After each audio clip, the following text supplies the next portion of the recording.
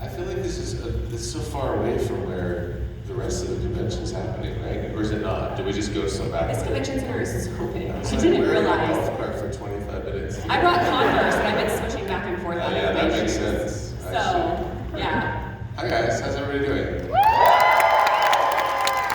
I'm making that to you, which is a good way to start the day. Great, yeah. Yeah? Okay. So everybody knows there are 2 microphones right here, so please line up if you have questions. As soon as I say it, everybody's like, hi. So real quick, before we start with everybody else, let me just get in my question, which is about down low. Oh, okay. Which is officially greenlighted now. Well, we finished filming. You finished so it. It's greenlit. Very excited about it. So, tell me about that. It's the craziest thing I've ever done. I've wanted to explore other kind of modes of storytelling for a while, and comedy is one of them. And so, it's a pretty crazy comedy that was written by 2 young up-and-comers, Lucas Gage and Phoebe Fisher. Lucas is an actor who was in Euphoria and most recently White Lotus, and he actually stars in it with me, and it was amazing fun to make. I have no idea what it's going to be like when it is on the screen, but it was a blast, and it's quite different from anything I've ever done, so I'm excited to see it come together. Is this kind of the mode that you would like to pursue, do you think? I just like to pursue as many different things as I possibly can. The thing about Hollywood in so many ways, I think, is once people know you for something, then they want to keep seeing you do that thing. So, I've gotten a lot of villains or a lot of sci-fi or a lot of, like those things have been a kind of through line of my experience, and I'm grateful for them. It's awesome, but I have other stories I want to tell. So for me, it's just about moving in directions that I haven't been in for a while. So more grounded storytelling. The next project I'm doing is that, and Down Low is like, moving in the direction of comedy. So for me, it's just about how much different stuff can I do, how many different aspects of my experience can I engage, and that's sort of a motivator for me. So I was really happy to have that opportunity, and hopefully it's good. I'm sure it will be. I had high hopes. I'm going to come over here and start with you, sir, in your amazing mask. My name is B. B or V? V, oh V, obviously V. So my question is that, do you have a favorite Star Trek series and or character?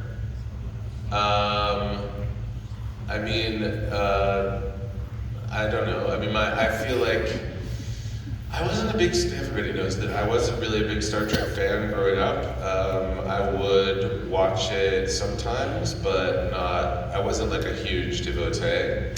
So the only one that I really watched was the original, because I watched it all in its entirety when I got the job. So I think that's probably my favorite one, because it's the only one I've really watched.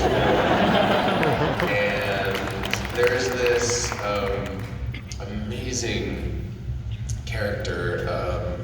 He's got like pointy ears, really phenomenal haircut. And I think I don't remember his name, but that's my favorite character.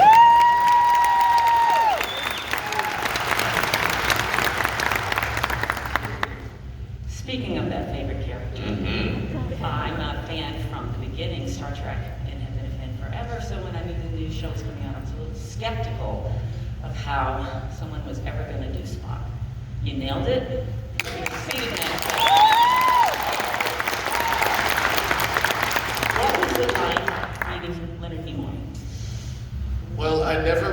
anticipated how close we would become.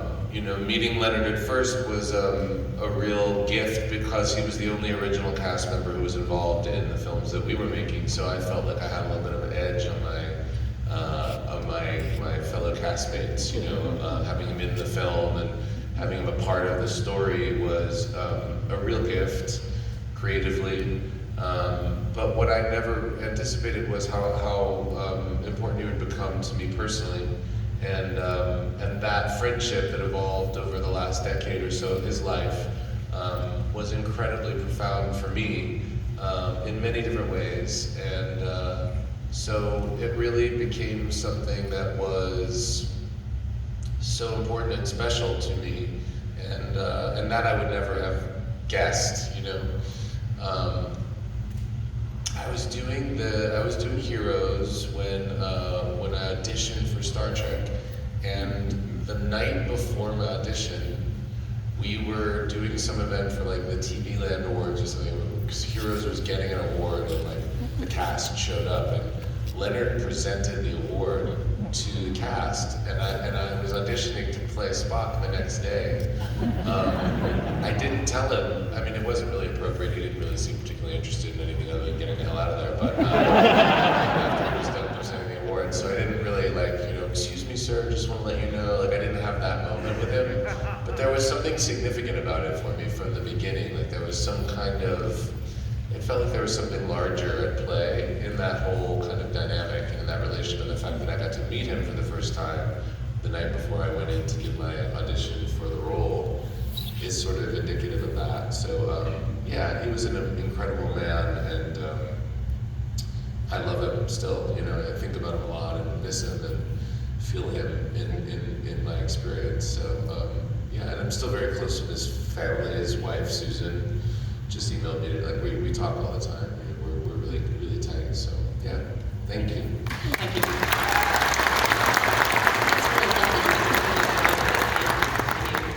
Yeah, they're That's quite a awesome. bond. Susan is so cool. His wife and yeah, I mean, I feel grateful.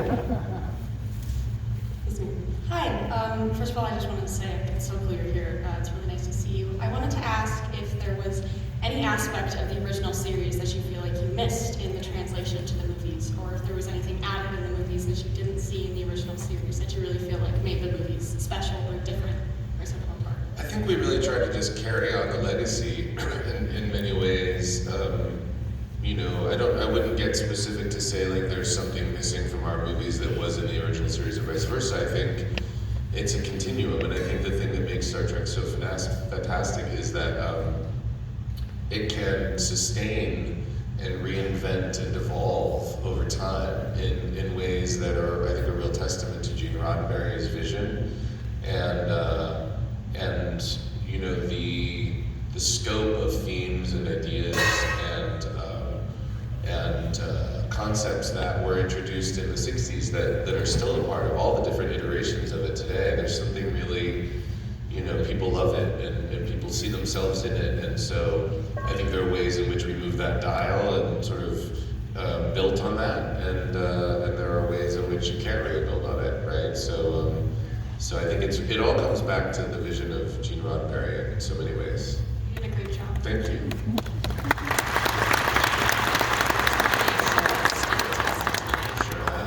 Yeah, I mean, and it's one of those shows you watch over and over, except for if you don't watch those shows. Right. Hi, I'm an actor and I'm in film school, and I was just gonna say that Into Darkness is one of my favorite movies ever, just because of how it's shot, and like you and Chris Pine are both really good in it together. I was just curious, like how much say do you get, like in how something is shot, or like as an actor, do you want to have say in that, or like how does that work? How do you collaborate? Yeah, I mean, in terms of how things are shot, that's not really our, that's really the vision of the director, and in the case of Into Darkness, JJ. I think he's got a pretty good idea of how to do his job. So, we contribute in other ways. The way things are blocked sometimes, the way a scene is blocked, we can have input with regard to that, because we rehearse and like something might feel like he might have an idea of how he wants to shoot something, but when we get it up on its feet as actors, it might not feel completely organic. And then we have that conversation. The cool thing about someone as talented as JJ is that he generally has an idea of what he wants something to be, but he's so quick and so talented that he can change that on a dime. And Dan Mendel, who was the DP of that movie, you know, they have such a shorthand, they've worked together so much, and they're so talented. It's like the top of the pyramid. So it's easy to work nimbly with people like that. So I would say we contribute from a character point of view, and there's a lot of collaboration and openness to what that is and what it is that feels organic for us. But in terms of how something's shot and what you see on the screen, composition, you know, and so much of that happens in post with special effects and, you know, CGI and all that stuff. So that's stuff that we don't really have anything to do with. But the, you know, the foundation of the characters, that's the stuff that we have input in. Thank you so much. Thank you. Hi, thank you so much for coming to Denver. Wanted to thank you very much for bringing Sexy Spock to the world. My question is actually about Boys in the Band. Loved that, just thought it was fantastic. What was it like on set, everything I've seen with you and Jim Parsons and Matt Bomer and that whole crew? I mean, it just looks like you guys just had a great time on set. Was it really just that awesome? Or, you know, what were some of the fun pranks that were played? Just a little behind the scenes. Well, you know, we had done the play for 3 months on Broadway. You know, it was like basically like a 6-month kind of experience doing the play. I went to college with Matt Bomer, so he's one of my dear friends, and I had known Jim Parsons socially for years before we worked together on that play, and I knew Andrew and Charlie and Brian Hutchinson, and I had a lot of relationships that predated us coming together to do that play. So there were all these connections already in the company of people. So there was such a sense of celebration and camaraderie, and then, you know, to have that experience on Broadway and then go away from it for a year and then come back to do it in the film, it was just kind of like, it's a rare gift that we all had. So there was a really strong sense of, we already knew what we were doing, we already knew the story that we were telling. It was just a matter of kind of modulating it for a different medium. And that was so much fun. I mean, it was as fun as it looked, and I think we all felt the uniqueness and the specific nature of that opportunity, which doesn't happen very often. So it was a blast. I've said this to you before we talk about that movie, but again, I just want to reiterate how much I loved all of the costumes. Oh yeah. And the crushed velvet. Yeah, my velvet The suit. suit, yeah. Yeah. So good. Hello, I wanted to say thank you for coming in and too. I was wondering, how did you feel after Heroes became such a big phenomenon when it came out, and did you expect that it was going to be as big as it was? You know, my experience of that was kind of unique because my audition for that show was the day that it premiered. So, because Siler doesn't come on until, I think it was like 8 episodes into the first season. So, I went to my first audition for it, and then the show premiered that night. And so, you know, what was a kind of like, oh yeah, I'm auditioning for this, I don't know what this is, this looks cool, like we'll see, right? But like, then between that time and my second audition, the stakes really were ratcheted up, because I knew then what this was, what it was going to be, at least a little bit. So it was a very heady kind of time, right? To like show up for something that seemed like it was just one like recurring role on something, and then a week later have it be like one of the biggest shows out of the gate in the first season. So I did know when I got that job that it was a significant job to get. It wasn't necessarily just like a recurring role on a show that might not do well. And so it was a unique position to be in again for me. There was a lot of anticipation built in the introduction of Siler, and that went a long way to, I think, fans being excited by my arrival. I mean, frankly, it probably could have been anybody, and they would have been excited by the arrival, because nobody knew who I was really back then. But I benefited from the structure of the first season and the first 7 episodes of the show, really building to like, who is this character, and then I got to show up and be like, it's me. So that was cool. That certainly worked to my advantage, I would say. Thank you. Audition that you've done for a show or a movie that just really stands out for you? Something specific? I mean, that Heroes one was pretty, I was in a really, like, that was a tough time. I hadn't worked in a long time, like months and months when I had that audition. And I was kind of disillusioned, and I brought that disillusionment in with me to my audition, actually. I remember like bringing like a box and like a watch and like having like props in that audition for some reason. Like I just really like went for it, you know, and I think they didn't know what they wanted. They didn't know who should play that role. You know, in the waiting room for that audition was like such a wide range of actors, right? Like old guys, young guys, you know, it was just all different kinds of people.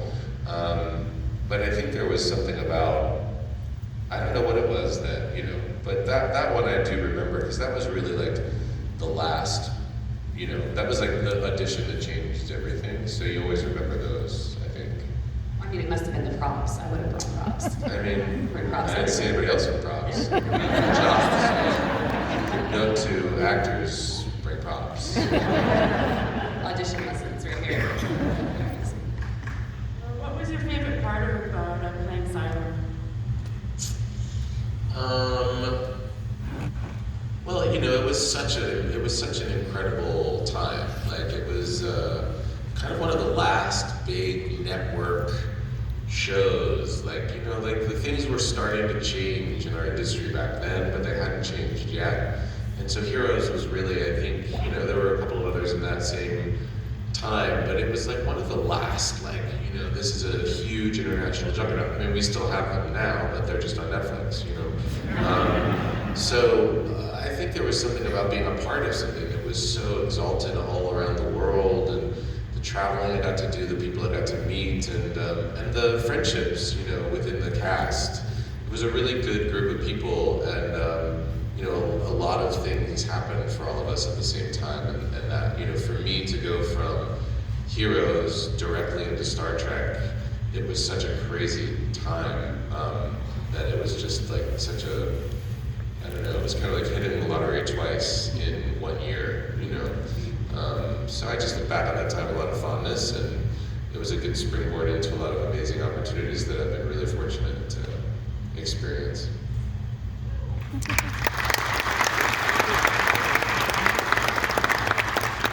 You came prepared. Oh, thanks.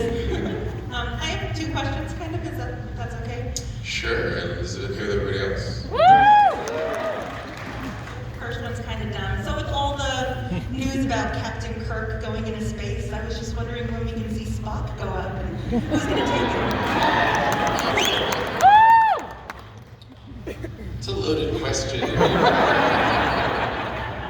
know, there's a lot of debate about the kind of like this sort of space travel for, you know, billionaires, and the kind of, you know, the excessiveness that comes with these sort of luxury, you know, journeys into space, and the amount of money and resources that are getting channeled into what, right? Like the adventures of these kind of cowboy billionaires. So I don't know, you know, I feel like is there a way for us to, and I know that, you know, I guess Elon Musk and Jeff Bezos are also doing things that are kind of in the interest of advancing our society and our civilization, but are they? I don't know. You know, I guess it makes sense that like they would ask Bill Shatner to go into space, I wonder if Leonard would have said yes. I wonder, I don't know. I feel like maybe he would have. You think he would have? Yes. Yes. All right, well, I would have gone with Leonard. If Leonard had called me up and said, "It's for space," I would have gone. And I think short of that, I'm sort of like, that's other people's game. I don't know. I love the idea of space, but I think there's so much about it that we don't know that I feel like, I don't know, I guess how do you push the boundaries unless you go right up against them, and that's what maybe these people are doing, but like, so I have a lot to say about it. What's the second question? Sorry, I thought that would take so long.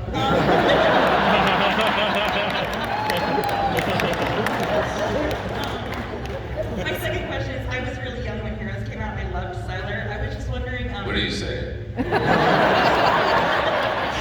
character is very... I was also very young when Heroes came out. I was really young. This just keeps getting better and better. Okay. I was just wondering, since you played Spock, who's such a noble, heroic character, and Siler, who's such a dark person to play, which one did you like enjoy or getting into the headspace more? Well, a couple questions for you. Did you watch Heroes when it was on originally or later? I watched it while it was on. And how old were you? I was 10 when it came out. You were 10? I was 10, yeah. Where are your parents? When your 10-year-old is watching such. I feel like, you know, for me personally, I'm less interested in the moral spectrum of the character and more interested in the emotional complexity of them. And I think Spock and Siler are both really emotionally interesting and complex, and they've got a lot of different, they're not dissimilar in some ways. You know, they both are kind of dealing with a bifurcated identity in some ways, a duality, like a conflicting, opposing forces within themselves, and I'm kind of all about that. I understand that, and I'm interested in that. So the fact that one of them is more noble or altruistic, and the other one is a little bit more conflicted and sort of like a victim of that battle, I think they're both really interesting to me, and I like characters like that. You know, that through line runs through some other characters that I've played as well. So I just like interesting characters, and I find both of them pretty interesting.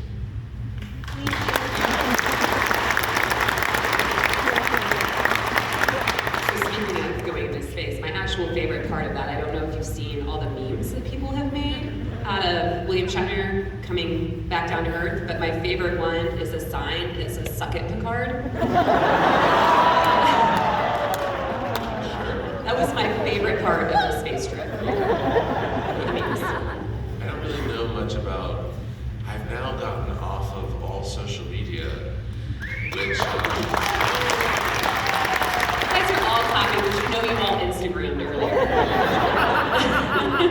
Well, it's really interesting how, I made that decision sort of over time. It happened slowly. It wasn't like I didn't pull the plug one day, but I just felt like ultimately the negatives for me outweighed the positives, and I feel like people are going to be interested in what I'm doing if it's good, and if I just keep aspiring to do good things. And I just couldn't, the idea of my friends who just constantly have to keep up with putting stuff out and creating and generating, it's exhausting to my soul. But I will say that it kind of also isolates me from things like that. I knew somebody, honestly, I found out Bill Shatner going to space from a paparazzo in New York who was taking my picture while I was walking my dogs and was like, "Oh, what do you think about Bill Shatner going to space?" I was like, "I don't know what you're talking about," so I went and Googled it and found that out.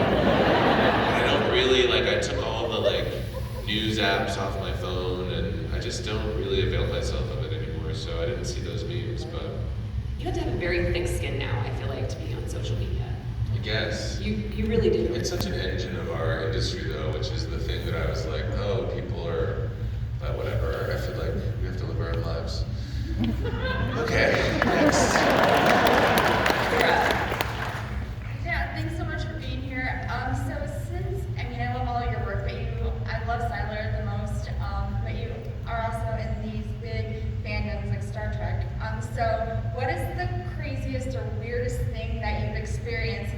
grown into like a fandom?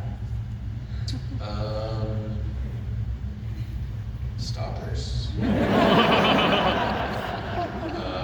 I mean, I actually, people ask me this question all the time, and I don't really have a good answer because I have had the experience where people are respectful, generally, and I kind of am able to keep myself from anything that is bizarre or weird, or I haven't had a lot of bizarre, weird stuff, and I'm grateful for that because it's allowed me to have a relationship with fans that I think is about the work that I do.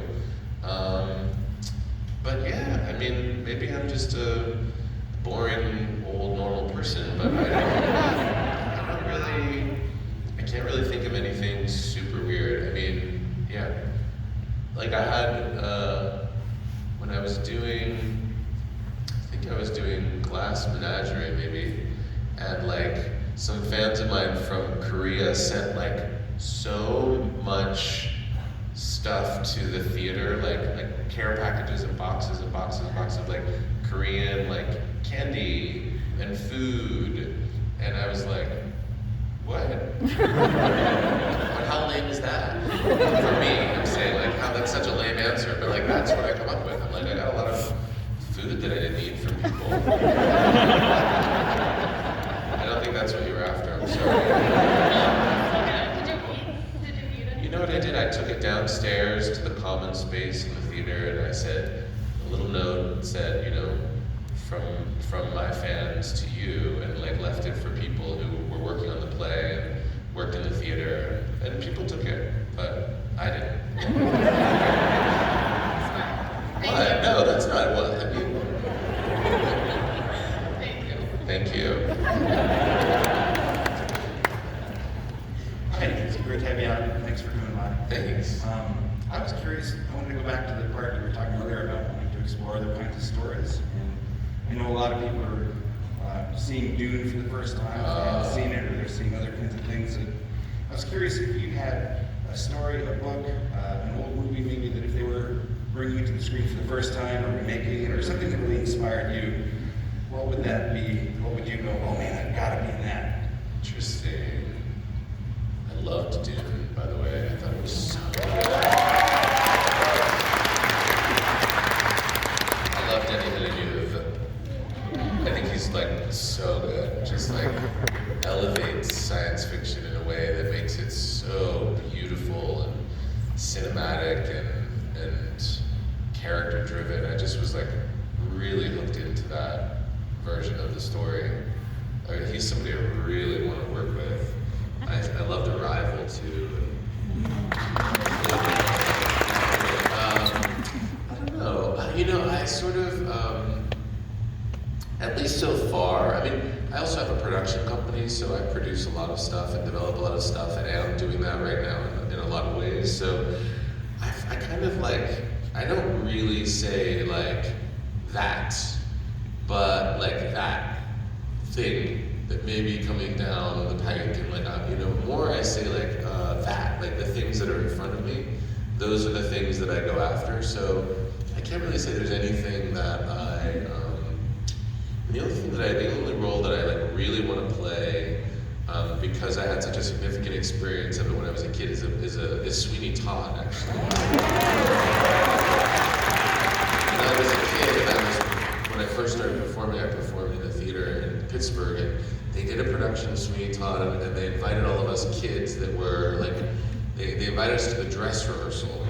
And I remember sitting on the first row of the mezzanine, and the dress rehearsal was starting, and like, I don't know if anybody knows that musical, but it opens with these like organ chords, like this sort of very eerie, quiet, soft like organs, and then it's pierced with this work whistle, this really loud, like really like scary kind of like, and I remember I was like, I had no idea what it was about, the show, and I was like sitting on the floor and like had my arms up on the mezzanine railing and was like being lulled into the score with the organ music, and then that work whistle came, and I got like, I was so like, and I just never knew that theater could be so engrossing and scary at the same time. And from then on, I've seen Sweeney Todd more than I've seen probably any other musical on stage. And it's interesting because I think my career, decades later, I think if I were to do that show, people would want to come see it because I have a history of these kind of complex villains that I've played, and Sweeney Todd is certainly in line with those. So that's something I really want to do in my life. I'm a little young yet. I think in the next, 5-10 years, that's something I want to figure out how to make happen. Thank you very much.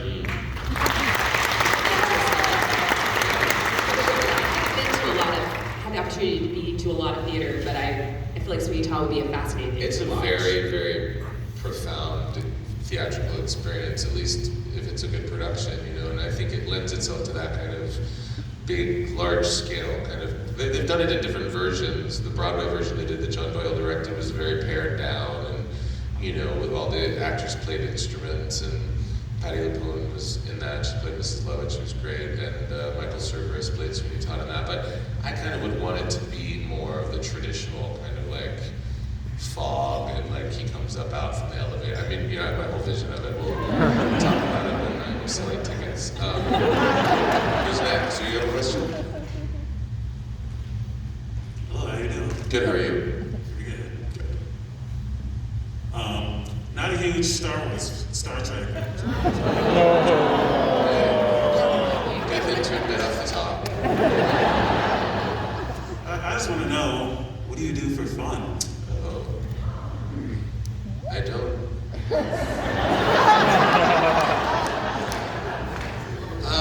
What do I do for fun? What does anybody do for fun anymore? Fun, the definition of fun has changed so much in the last year and a half, hasn't it?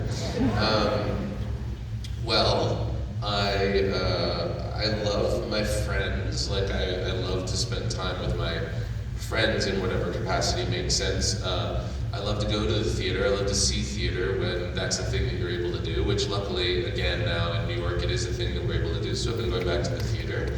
I love to hang out with my dogs and take them on hikes, and I play the banjo. That's fun. I like to read. I like to watch films. I love, what else? I love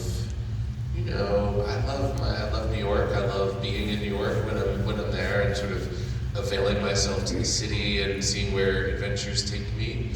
But I think that the foundation of my my experiences are friends. That to me is really just being with people that I love and that make me laugh and that I can really relate to and connect with. That's something that I really enjoy and appreciate.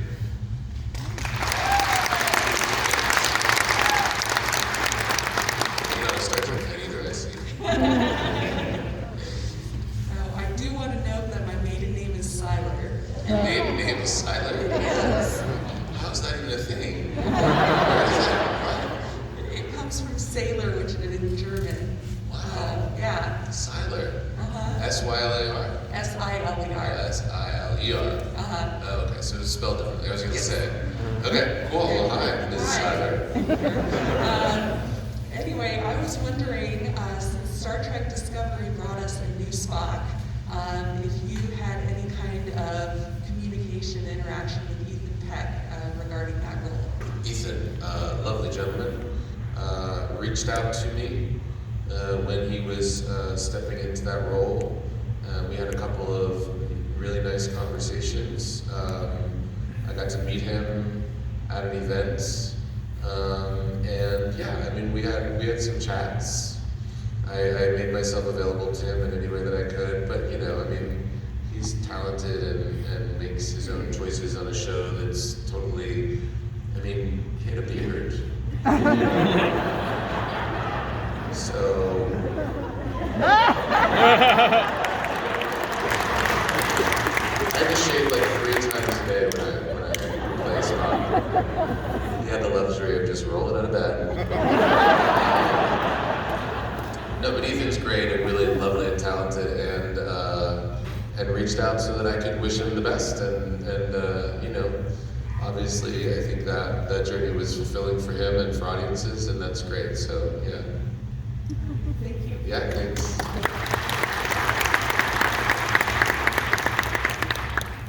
Hey. Hi.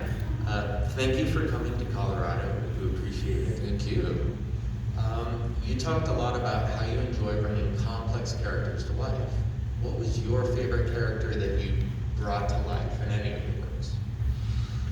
I think that my most satisfying experiences really have been on stage. You know, the experience of doing a play is quite different from the experience of doing a film or TV show, and I enjoy it most thoroughly.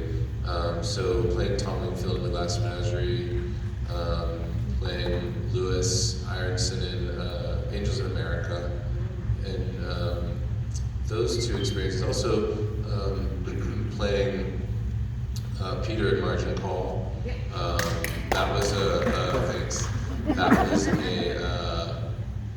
you know, that was the first movie I produced, and so there was something really special about that experience because I was instrumental in bringing that movie to life, and so I really felt like that was gratifying on a whole other level.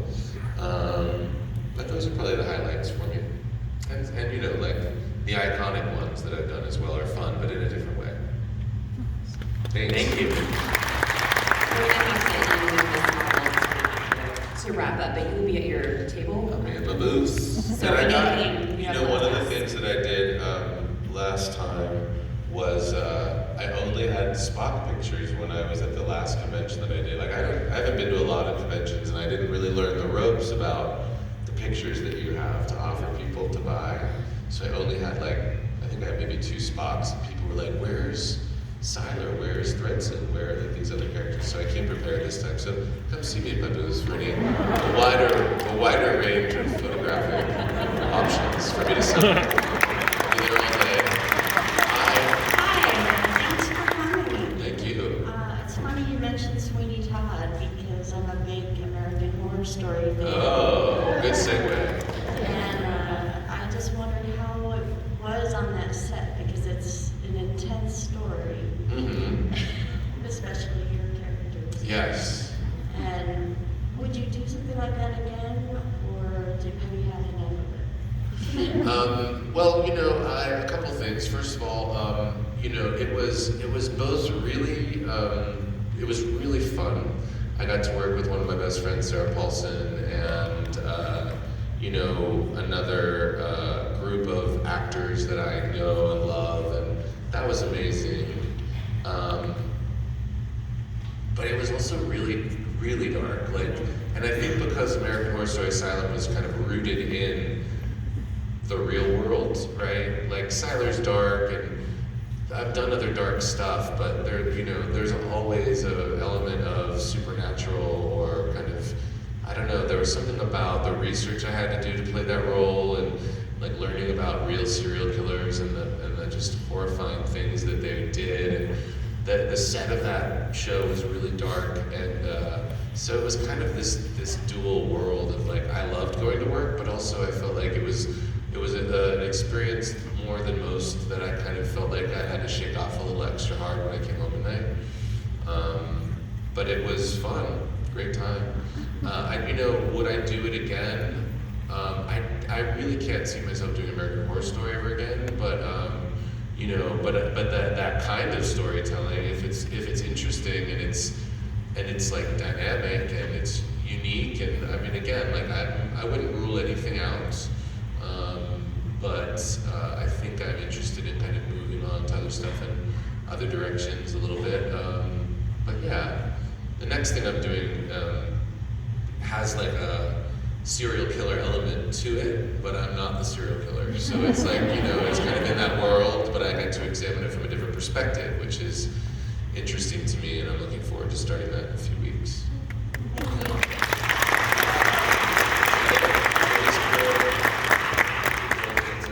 Yeah, we have to wrap up. We've got to wrap up, guys. I apologize. It's not your fault, T. Sorry, everybody. But come ask me your questions But at yeah, my please booth, do. where there's a wide range of photographs. Not just